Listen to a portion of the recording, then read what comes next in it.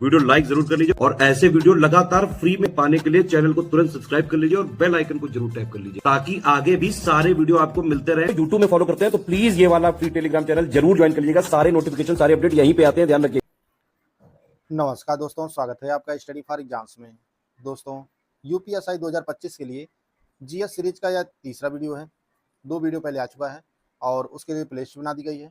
अगर आपने वो वीडियो नहीं देखा है तो प्लेलिस्ट को फॉलो करके जो है सभी वीडियो देख लीजिएगा। तो देखते हैं आज का हम लोग पहला प्रश्न है, निम्नलिखित में से किसमें सिलिकॉन का उपयोग नहीं किया जाता है? निम्नलिखित में से किसमें सिलिकॉन का उपयोग नहीं किया जाता है? सौर पैनल में, आईसी विनिर्माण में, ऑप्टिकल ग्लास में या स्याही पेन में? तो जिसमें प्रयोग नहीं किया जाता है वो आपका ऑप्शन डी है। इंक पेन में जो है सिलिकॉन का प्रयोग नहीं किया जाता है। बाकी सौर सेल पैनल में, चिप के निर्माण में, आईसी चिप के निर्माण में, ऑप्टिकल ग्लास के निर्माण में, सभी में जो है सिलिकॉन का प्रयोग किया जाता है। तो इसका सही आंसर जो है आपका ऑप्शन डी है। दूसरा प्रश्न है, गलत युग्म का चयन करना है। ए ऑप्शन है, उत्तर प्रदेश के लोकायुक्त की पद धारण अवधि 5 वर्ष है। Doctor Ambedkar institute of technology for handicap Kanpur में स्थित है। कन्हैयालाल माणिकलाल केंद्रीय हिंदी संस्थान यह संत कबीरनगर में है। और ठुमरी गायिका गिरजा देवी का जन्म जो है वाराणसी में है। इसमें जो गलत है वह आपका ऑप्शन सी है। कन्हैयालाल माणिकलाल केंद्रीय हिंदी संस्थान जो है ये आपके संत कबीर नगर में नहीं, ये आपका आगरा में स्थित है। आगरा में स्थित है। और उत्तर प्रदेश के लोकायुक्त की पद धारण जो अवधि है वह वर्तमान में 5 वर्ष है। पहले यह 8 वर्ष थी। यह 2024 में उत्तर प्रदेश सरकार ने इसकी जो पद धारण की अवधि है उसे 5 वर्ष कर दिया 2024 में। या तो 5 वर्ष इनकी पद धारण की जो अवधि होती है वह 5 वर्ष या 70 वर्ष तक, जो भी पहले पूरा होगा वह जो है इसकी अवधि है। Doctor Ambedkar institute of technology for handicap यह कानपुर में स्थित है। और ठुमरी गायिका गिरजा देवी का जन्म जो है वह वाराणसी जिले में हुआ था। इसका ऑप्शन सी सही है। बढ़ते हैं अगले क्वेश्चन की तरफ। अगला जो प्रश्न है, प्रतिवर्ष विभाजन विभीषिका स्मृति दिवस किस दिन मनाया जाता है? तो प्रतिवर्ष विभाजन विभीषिका स्मृति दिवस जो है ये 14 अगस्त को मनाया जाता है। और इसकी घोषणा पीएम नरेंद्र मोदी ने 2021 में की थी। इसे मनाने की जो शुरुआत है वह इसकी घोषणा जो है वह पीएम मोदी ने 2021 में किया था। और यह 1947 का जो भारत विभाजन था और उसमें जिन लोगों ने जान गंवाई थी उनकी स्मृति में जो है यह दिवस समर्पित है। तो किस दिन मनाया जाता है? यह 14 अगस्त को। निम्नलिखित में से किसने मुगल साम्राज्य की राजधानी आगरा से दिल्ली हस्तांतरित की थी? तो शाहजहां, मुगल सम्राट शाहजहां ने आगरा से दिल्ली हस्तांतरित की थी राजधानी। और यह किया था 1638 में। 1638 में। बढ़ते अगले क्वेश्चन की तरफ। अगला जो प्रश्न है वह है, कस्तूरबा गांधी बालिका विद्यालय योजना की शुरुआत कब की गई थी? तो यह योजना 2004 में शुरू किया गया था। इसका ऑप्शन जो है वो आपका डी सही है। ब्रह्मोस मिसाइल को किन देशों द्वारा संयुक्त रूप से विकसित किया गया है? तो ब्रह्मोस मिसाइल जो है यह भारत और रूस के द्वारा जो है संयुक्त रूप से विकसित किया गया है। इसका ऑप्शन सी सही है। निम्नलिखित में से कौन सी एजेंसी भारत में औद्योगिक प्रदर्शन को मापने के लिए औद्योगिक उत्पादन सूचकांक जारी करती है? तो औद्योगिक उत्पादन सूचकांक जो जारी करता है वो आपका केंद्रीय सांख्यिकी कार्यालय जारी करता है। इसका ऑप्शन सी सही है।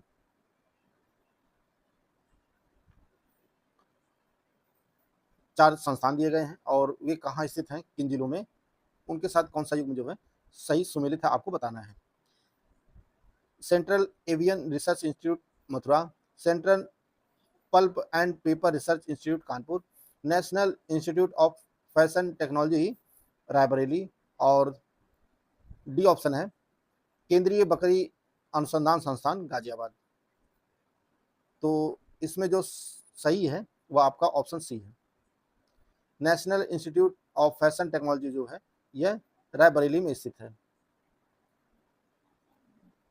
यह सही है। बाकी सेंट्रल एविएशन रिसर्च इंस्टीट्यूट जो है यह आपका बरेली में स्थित है। यह मथुरा में नहीं, बरेली में स्थित है। बरेली में इज्जत नगर में स्थित है। और central pulp and paper research institute जो है यह कानपुर में नहीं, यह सहारनपुर में स्थित है, सहारनपुर जिले में। केंद्रीय बकरी अनुसंधान संस्थान जो है यह आपके गाजियाबाद में नहीं, यह जो है मथुरा जिले में स्थित है। इसका ऑप्शन सी सही है। भारत में किसी राज्य के राज्यपाल को पद की शपथ कौन दिलाता है? तो राज्यपाल को जो शपथ दिलाते हैं वह संबंधित उच्च न्यायालय के मुख्य न्यायाधीश के द्वारा शपथ दिलाई जाती है। जैसे अभी उत्तर प्रदेश के राज्यपाल को शपथ कौन दिलाएगा? तो इलाहाबाद उच्च न्यायालय के जो न्यायाधीश होंगे मुख्य, वह शपथ दिलाएंगे।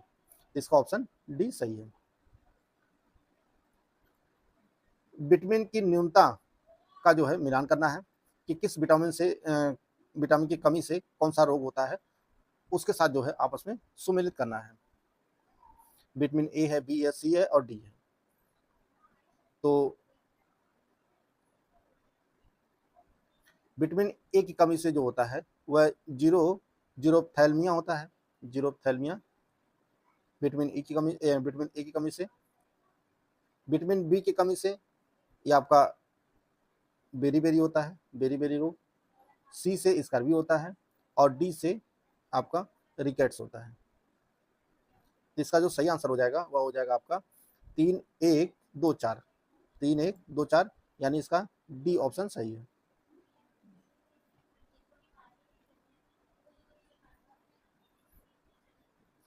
निम्न में से सही कथन है। दो स्टेटमेंट दिया गया है। सोडियम धातु को चाकू से काटा जा सकता है। दूसरा स्टेटमेंट है बेकिंग सोडा का रासायनिक सूत्र NaHCO3 होता है। इसका दोनों ऑप्शन स्टेटमेंट जो है आपका सही है। अगला जो प्रश्न है, निम्नलिखित में से क्या अर्थव्यवस्था के तृतीय क्षेत्र के अंतर्गत आता है? तो बैंकिंग जो है यह तृतीय क्षेत्र के अंतर्गत आता है और तृतीय क्षेत्र को ही सेवा क्षेत्र कहा जाता है।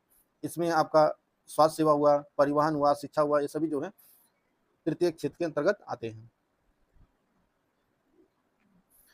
रानी झांसी समुद्री राष्ट्रीय पार्क के संदर्भ में कौन सा कथन सही है? इसकी स्थापना 1996 में की गई थी।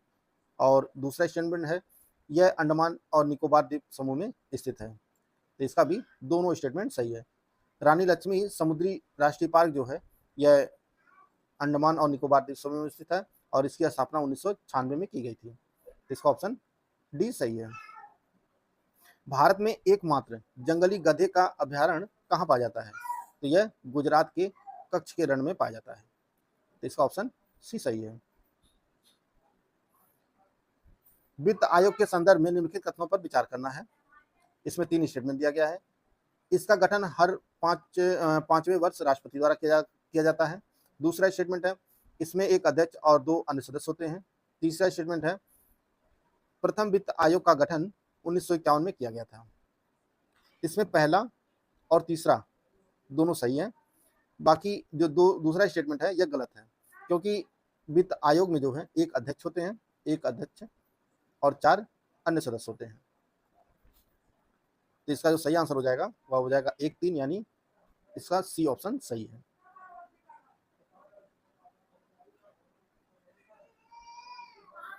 अगला प्रश्न है उत्तर प्रदेश के संदर्भ में सुमेलित करना है। 4 विश्वविद्यालय दिए गए हैं, 3 विश्वविद्यालय हैं। आयुष विश्वविद्यालय, राजकीय आयुर्वेद महाविद्यालय, राजकीय होम्योपैथिक मेडिकल कॉलेज। तो इसको जो है यह किन जिलों में स्थित है उनको आपस में सुमेलित करना है। तो आयुष विश्वविद्यालय जो है ये आपके गोरखपुर में स्थित है। राजकीय आयुर्वेद महाविद्यालय ये आपका अयोध्या में स्थित है। और राजकीय होम्योपैथिक मेडिकल कॉलेज जो है ये आपके वाराणसी जिले में स्थित है। इसका सही आंसर हो जाएगा आपका 2-3-1, यानी इसका बी ऑप्शन सही है। नाबार्ड के संदर्भ में क्या सही है? नाबार्ड के संदर्भ में क्या सही है, कौन सा स्टेटमेंट? इसकी स्थापना शिवरमन समिति की सिफारिश पर की गई थी और इसकी स्थापना 12 जुलाई 1982 को की गई थी। इसमें भी दोनों स्टेटमेंट सही हैं। नाबार्ड की स्थापना जो है 1982 में शिवरमन समिति की सिफारिश पर की गई थी। अगर आप यूपीएसआई 2025 की कंप्लीट तैयारी करना चाहते हैं तो आप हमारे पेड बैच से जुड़ सकते हैं। पेड बैच में आपको पूरे 400 नंबर के रिटन एग्जाम की पूरी तैयारी कराई जाएगी।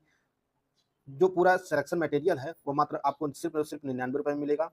इसमें आपको रिकॉर्डेड क्लासेस दी जाएंगी, पूरा स्टडी मटेरियल दिया जाएगा, नोट्स दिए जाएंगे, सब कुछ दिया जाएगा मात्र 99 रुपये में। टेस्ट सीरीज का जो बैच है वो मात्र 49 रुपये में है। करना क्या है, आपको ज्ञान सर एजुकेशन ऐप को इंस्टॉल करना है और उसमें कूपन कोड यूज करना है ज्ञान सर डिस्काउंट। यह कूपन कोड यूज करेंगे तो आपको 90% तक का डिस्काउंट मिल जाएगा और यह कोर्स मात्र आपको 99 रुपये में मिल जाएगा। और टेस्ट सीरीज वाला बैच जो है वो मात्र 49 रुपये मिल जाएगा। पेड बैच से जुड़कर जो है आप अपनी तैयारी को बेहतर कर सकते हैं। निम्नलिखित को सुमेलित कीजिए। अनुच्छेद दिए गए हैं और वह अनुच्छेद किनसे संबंधित है उनको जो है आपस में सुमेलित करना है। 243 के, 243 सी, जी, एफ, 4 ऑप्शन दिया गया है। ऑप्शन आप लोग ध्यान से पढ़िए। 243 के में जो है वो आपका पंचायतों के चुनाव से संबंधित है। 243 सी यह पंचायत की संरचना से संबंधित है।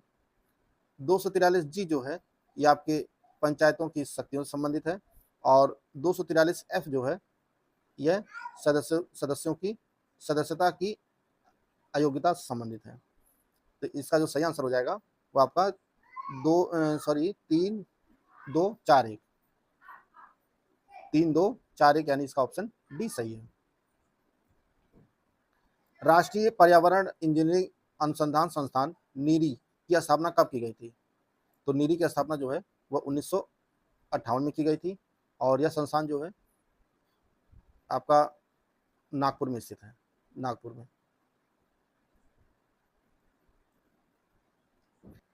निम्नलिखित में से सही विकल्प का चयन करना है। जनजातियां दी गई हैं और उनसे संबंधित राज्य दिए गए हैं। उनमें कौन सा विकल्प सही सम्मिलित नहीं आपको बताना है। लाखे जनजाति, कातकरी जनजाति, मोनसांग जनजाति और कुकी जनजाति। तो कुकी जनजाति जो है यह मिजोरम और मणिपुर में पाई जाती है। कुकी जनजाति के लोग जो है वह मणिपुर और मिजोरम में निवास करते हैं। लाखे जनजाति जो है, लाखेर, यह मिजोरम में निवास करते हैं। कातकरी जनजाति जो है ये आपके महाराष्ट्र में पाई जाती है, महाराष्ट्र में। और मोनसांग जनजाति जो है, मोनसांग, यह मणिपुर में पाई जाती है, मणिपुर। तो इसका जो सही आंसर है वो आपका ऑप्शन डी है। लोक निधि का अभिभावक किसे कहा जाता है? लोक निधि का अभिभावक किसे कहा जाता है? तो नियंत्रक एवं महालेखा परीक्षक कैग को जो है, कैग को लोक निधि का अभिभावक कहा जाता है। निम्नलिखित में से कौन गदर पार्टी से संबंधित नहीं है? लाला हरदयाल, पंडित रामचंद्र, बरकतुल्लाह और खुदीराम बोस। तो इसका सही आंसर आपका ऑप्शन डी है। खुदीराम बोस जो है यह गदर पार्टी से संबंधित नहीं है, बाकी ये तीनों लोग जो है गदर पार्टी से संबंधित है। बात करें गदर पार्टी तो इसकी स्थापना जो है, गदर पार्टी की स्थापना 1913 में की गई थी। 1913 में अमेरिका के सैन फ्रांसिस्को में इसकी स्थापना की गई थी और इसके संस्थापकों में जो है वह सोवन सिंह भाकना और लाला हरदयाल शामिल थे। इसका ऑप्शन डी सही है। The ministry of utmost happiness पुस्तक जो है किसके द्वारा लिखी गई है? तो इसका सही आंसर आपका ऑप्शन बी है। अरुंधति राय की यह पुस्तक है, the ministry of utmost happiness. अगला प्रश्न है, निम्नलिखित में से कौन सा गुजरात का लोक नृत्य है? तिप्पानी, फाग, ढिमसा, धमाल। तो तिप्पानी जो है यह गुजरात का लोक नृत्य है। फाग और धमाल ये दोनों जो हैं वह हरियाणा के हैं और ढिमसा जो है ये आंध्र प्रदेश का लोक नृत्य है। निम्नलिखित में से कौन red earth and pouring rain, निम्नलिखित में से कौन red earth and pouring rain पुस्तक के लेखक हैं? तो यह पुस्तक जो है यह विक्रम चंद के द्वारा लिखी गई है। इसका ऑप्शन ए सही है। तो दोस्तों यह महत्वपूर्ण प्रश्नोत्तरी थी जो आपके एग्जाम के लिए बहुत जरूरी था, इंपॉर्टेंट था। वीडियो अगर आपको अच्छा लगे तो लाइक कर सकते हैं, चैनल को सब्सक्राइब कर लीजिए। मिलते हैं नेक्स्ट वीडियो में, तब तक के लिए जय हिंद, जय भारत।